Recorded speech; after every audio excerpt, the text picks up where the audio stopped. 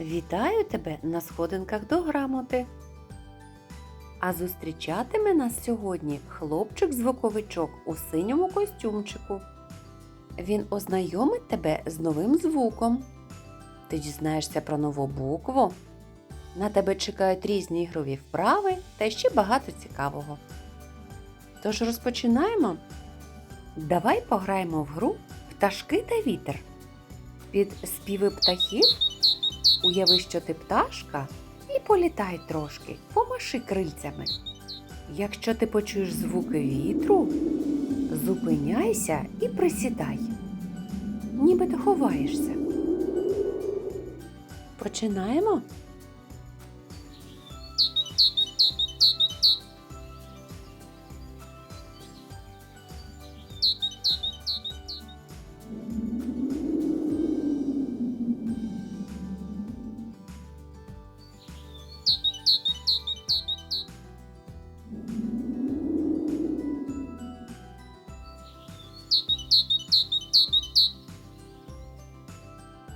Молодчинка. Продовжуємо далі. Вправа «Хто ж летить?». Ти щоразу піднімай ручки, коли почуєш вірний вислів. Наприклад, літак летить. Але будь уважним, бо я можу сказати неправильно. Кіт летить. Тоді ти руки не піднімаєш.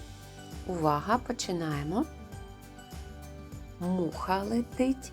Ворона летить, метелик летить, чашка летить, горобчик летить, пінгвін летить, комар летить, вертоліт летить, ластівка летить, журавель летить, кізонька летить.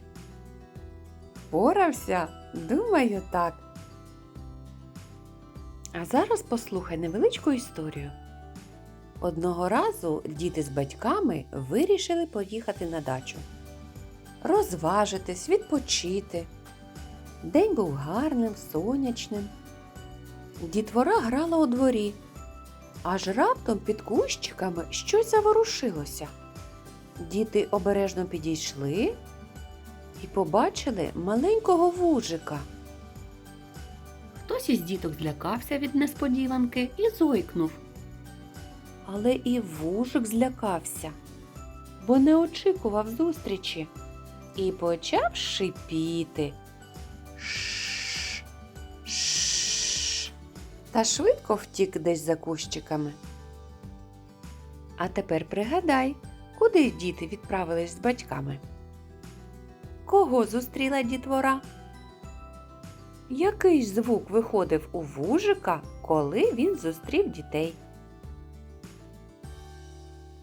Згодна, звук вужика звучить «шш, шш». Він твердий, глухий. Пісеньки зовсім не виходить. Звук можна трошки потягнути, але не проспівати.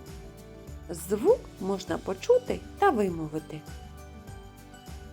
На письмі звук «ш» можна записати буквою. І називається вона так само – буква «ша». На колоді на подвір'ї 3 пташини чистять пір'я. Схожі ті птахи здаля з літерою «ша». Поглянь. І ти поміркуй, на що схожа буква «ша». А ще можеш сконструювати з будь-якого підручного тобі матеріалу.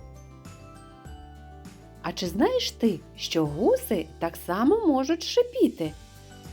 Давай ми з тобою уявімо, що ми гуси і будемо шипіти. Готовий? Набирай повітря через ніс і видихай.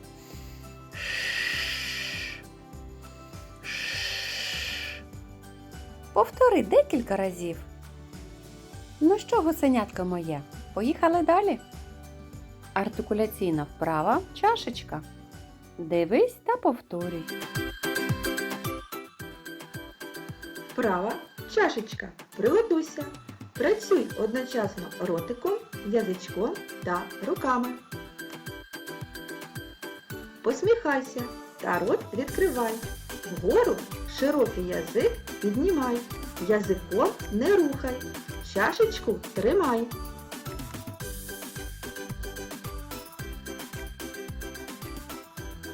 Повтори чашечку самостійно.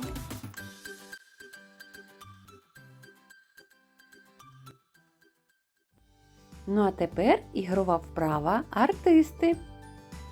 Плескай в долоньки, коли почуєш в словах звук Ш. Увага! Шапка, пошепки, чистий, хороший, зашити. Сподіваюсь, у тебе все вийшло.